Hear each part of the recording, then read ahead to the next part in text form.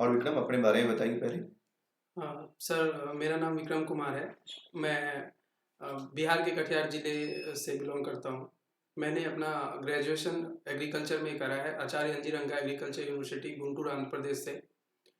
मेरे परिवार में सर हम लोग 6 लोग हैं। और मेरे पापा जो है रिटायर्ड गवर्नमेंट एम्प्लॉई हैं। और मैं अभी करेंटली असिस्टेंट टेक्नोलॉजी मैनेजर अंदर आत्मा पूर्णिया में काम कर रहा हूँ। और मेरा हॉबी है सर कुकिंग। अच्छा, कुकिंग बहुत पसंद है। जी कुकिंग जी। में सबसे ज़्यादा ज़्यादा क्या पसंद है आपको? सर मैं जो भी इंडियन डिशेस हैं वो बना लेता हूँ। और जो मेरा फेवरेट डिश है सर वो बिरयानी है। जैसा मैं देख पा रहा हूँ आपने प्लस टू में कॉम्बिनेशन आपका साइंस रहा बैकग्राउंड, फिर आप एग्रीकल्चर की तरफ मूव कर गए, फिर अभी आप बैंक में आना चाह रहे हैं। बार बार ट्रैक में बदलाव क्यों आ रहा है? सर एक्चुअली अगर आपको एग्रीकल्चर भी करना है तो हम प्लस टू में सर बायो लेना ही पड़ेगा, वो कंपलसरी है सर, नहीं तो आप एग्रीकल्चर की पढ़ाई नहीं कर सकते। और जो बैंक में एएफओ का पोस्ट है उसके लिए रिक्वायरमेंट जो है सर वो बीएससी इन एग्रीकल्चर है। एग्रीकल्चर की डिग्री प्राप्त करने के बाद, पढ़ाई कंप्लीट करने के बाद बैंक की तरफ मूव करने के लिए इंस्पायर किसने किया? खुद की इंस्पिरेशंस रही या फिर किसने इंस्पायर किया बैंक की तरफ मूव करने के लिए? ऐसी कौन सी चीज़ें हैं that inspires you to join your bank?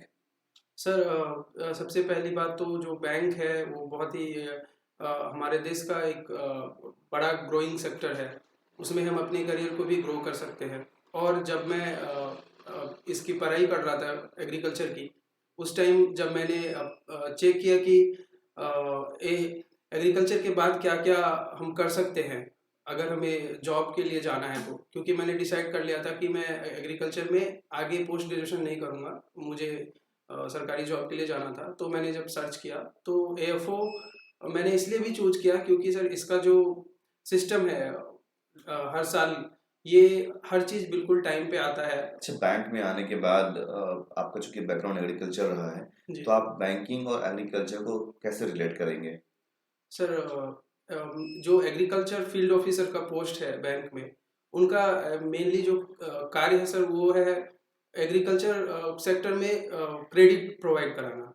तो अगर मैं एग्रीकल्चर की नॉलेज रखूंगा तभी मैं किसानों को सजेस्ट कर पाऊंगा प्रॉपर क्रॉपिंग पैटर्न, उन्हें किस एरिया में क्या करना चाहिए, अगर वो कहीं पे उनको प्रॉब्लम हो रही है तो उसमें भी मैं हेल्प कर सकूंगा। और अगर मैं जानूंगा तभी मैं उनको सही से लोन दे सकूंगा और समझा सकूंगा। और आपने कहा कि आप किसानों की हेल्प करना चाहेंगे, जी सर। चूंकि उन्हें रिक्वायरमेंट होती है पैसे की, और आप उन्हीं से हेल्प करना चाहेंगे। जी सर। तो आप कैसे हेल्प करेंगे? कोई भी किसान अगर आकर कहता है आपसे कि मुझे लोन चाहिए, मुझे हेल्प कर दीजिए, तो क्या आप हेल्प कर देंगे?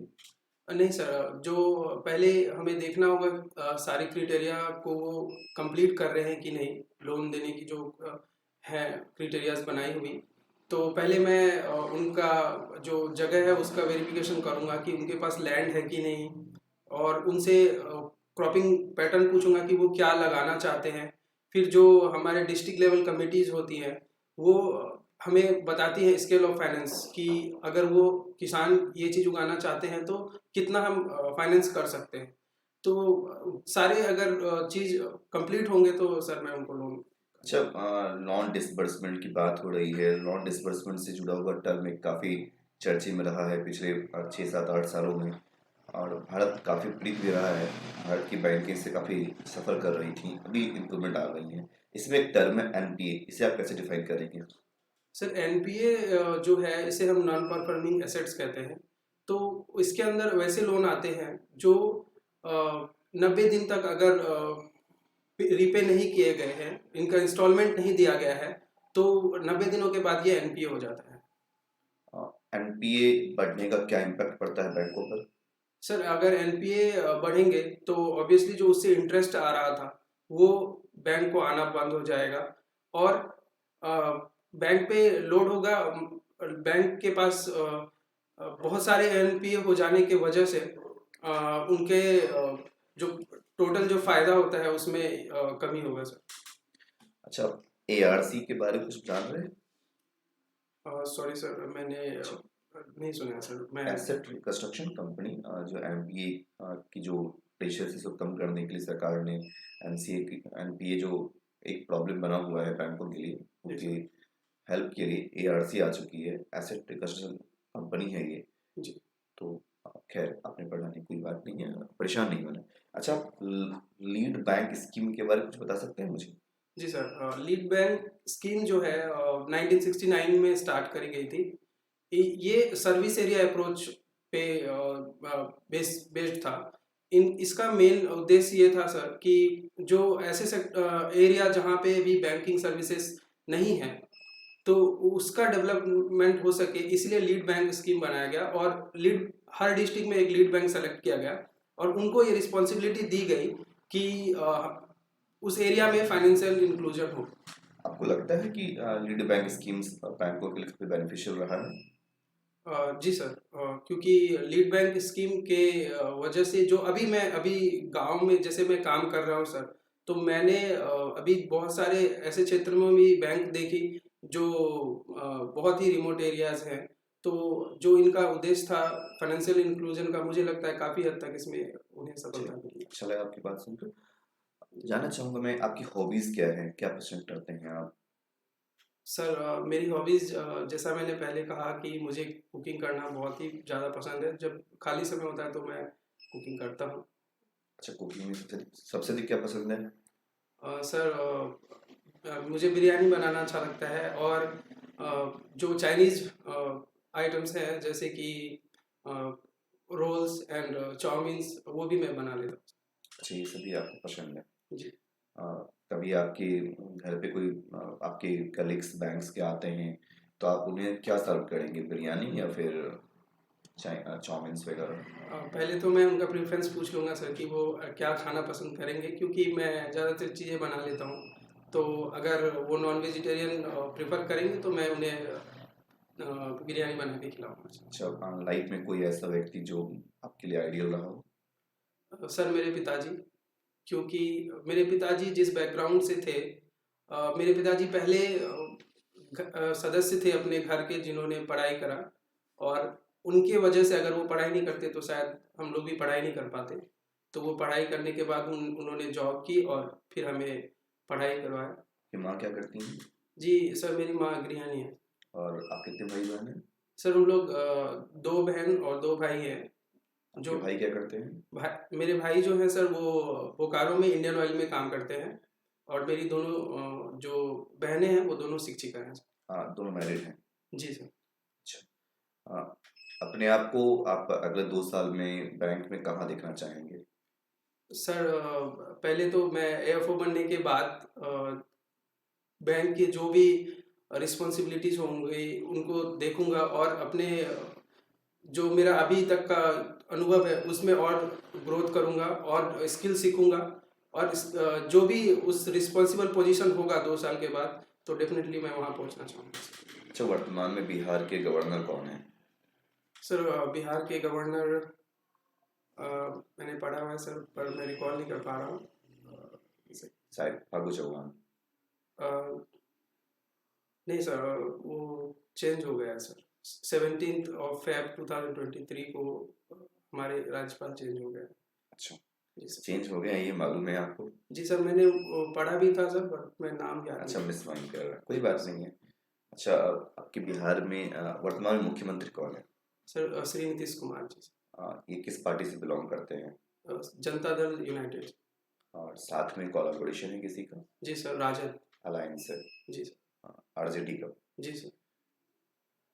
बिहार में कितनी सीटें हैं राज्यसभा के लिए? राज्यसभा के लिए सर मुझे याद नहीं है। अच्छा, कोई बात नहीं है, परेशान नहीं होना है। अपने क्षेत्र के आसपास के किसी ऐसे सांसद का नाम बताइए जो अभी हैं वर्तमान में सांसद। सर, कटिहार के जो सांसद हैं उनका नाम श्री दुलाल चंद्र गोस्वामी जी हैं। अच्छा, वो किस पार्टी से हैं? सर, वो जेडीयू से ही है सर। अच्छा, जेडीयू से हैं।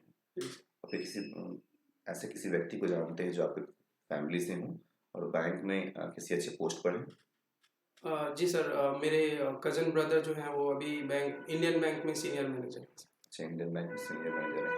क्या ऐसा तो नहीं कि उनको देखकर आपने इंस्पिरेशन प्राप्त किया कि आपको भी बैंक में जाना है? सर डेफिनेटली जब कोई अपने फैमिली के बड़े पोस्ट पे होते हैं तो उनको देख के इंस्पिरेशन तो होता है, पर जब मैंने एग्रीकल्चर ज्वाइन किया तब उसके बाद मैंने डिसीजन लिया कि अच्छा, मुझे। केसीसी के बारे में बताएंगे कुछ? जी सर, केसीसी जो है वो 1998 में स्टार्ट की गई। एक्चुअली ये नाबार्ड ने केसीसी का स्कीम लाया, और आरबी गुप्ता कमेटी जो है उन्होंने इसको दिया कि केसीसी में किसान को एग्रीकल्चर लोन्स इंटरेस्ट सबवेंशन पे देनी है। तो अगर आप किसान अगर 3 लाख तक लोन लेते हैं तो इसमें सर इंटरेस्ट सबवेंशन होता है, और अगर उससे ज़्यादा का लिमिट होता है तो फिर उन्हें वो नहीं देगा। अच्छा, वर्तमान में T20 वर्ल्ड कप क्रिकेट चल रहा है, ये किस देश में हो रहा है? सर T20 वर्ल्ड कप जो महिलाओं का चल रहा है वो साउथ अफ्रीका में हो रहा है। अच्छा, अफ्रीका में हो रहा है। भारतीय वुमेन क्रिकेट टीम की कैप्टन कौन है? सर अभी फिलहाल हरमनप्रीत कौर है। श्योर है आप? जी सर। अच्छा, क्रिकेट में इंटरेस्ट है आपको? जी सर, है सर, थोड़ा बहुत। थोड़ा या बहुत ज़्यादा? सर बहुत ज़्यादा तो मतलब अभी जैसे टाइम नहीं मिल पाता है तो उतना ये नहीं है, बट मुझे अच्छा लगता है सर क्रिकेट। आप क्या पसंद करते हैं, बैटिंग या बॉलिंग? सर मैं दोनों चीज़ कर लेता हूँ। अच्छा, कर लेते हैं। जी सर। कभी मौका मिलेगा बैंक में खेलना, बैंक की तरफ से खेलने के लिए, खेलेंगे आप? जी सर, डेफिनेटली खेलूंगा सर। तो क्या प्रीफर करेंगे, बैटिंग या बॉलिंग? सर जैसा मैंने कहा मैं दोनों करूंगा, और जो भी ज़्यादा क्या पसंद करेंगे आप? बैटिंग ज़्यादा पसंद करूंगा सर। अच्छा, अच्छा, मुझे बताइए जीरो बजट क्या होता है? Zero budget, zero budget natural farming I think सिर्फ जीरो, सिर्फ मैं जानना चाहूँगा, zero budget. Means no expense. Okay. CBS क्या होता है?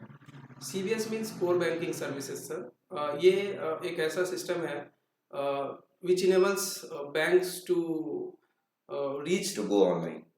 No sir, then? Core banking solution means ऐसे वो एक ऐसा सिस्टम है सर जो जो कस्टमर है बैंक का, वो सिर्फ ब्रांच का कस्टमर नहीं होता है। इस सिस्टम के द्वारा ऐसे नेटवर्क सभी ब्रांच को ऐसे नेटवर्किंग कर दिया जाता है जिससे वो अपना अकाउंट कहीं से भी कहीं किसी से भी भी? ब्रांच से मैनेज कर सकते यस, उनके अकाउंट को किसी भी ब्रांच से कहीं से भी मॉनिटर किया किया सकता जा है, और सकता वो एक्सेस कर सकते हैं जी अपने सर। अकाउंट तक। किसी एक बैंक तक वो लिमिटेड नहीं नहीं। रहेंगे। चलिए, बहुत अच्छा लगा जानकर। बैंक रेट के बारे में कुछ बताएंगे कुछ? हाँ सर, बैंक रेट जब बैंक पैसा कस्टमर को देती है, सॉरी सर, जब आरबीआई अच्छा, बैंक्स को। परेशान नहीं होना है, रिलैक्स जी सर। रहेंगे, परेशान होना ही नहीं है। आप बैंक के इंटरव्यू देने आए हैं, मुझे मालूम है, बहुत कुछ पढ़ के आए हैं आप, प्री पास किया आपने, मेन एग्जाम पास किया आपने, जी फिर इंटरव्यू में आए हैं। मुझे लगता है बहुत परेशान होने की जरूरत नहीं है आपको। रिलैक्स्ड होकर बोलेंगे, गलतियां सबसे होती है, इट्स ह्यूमन एरर। तो फिर से बोलेंगे आप बैंक रेट के बारे में। सर जब आरबीआई बैंक्स को लोन देती है, अगर वो मोर देन 90 डेज के लिए लोन लेते हैं तो जो उस पे जो इंटरेस्ट चार्ज करती है आरबीआई उसे बैंक रेट कहते हैं। अच्छा लगा आपको, आप बातें सुनकर आपकी, और आपको बड़ी तो शुभकामनाएं हैं। आईबीपीएस जरूर बुलाएगी आपको अगर आप योग्य पाए जाते हैं। Thank you so much. Thank you.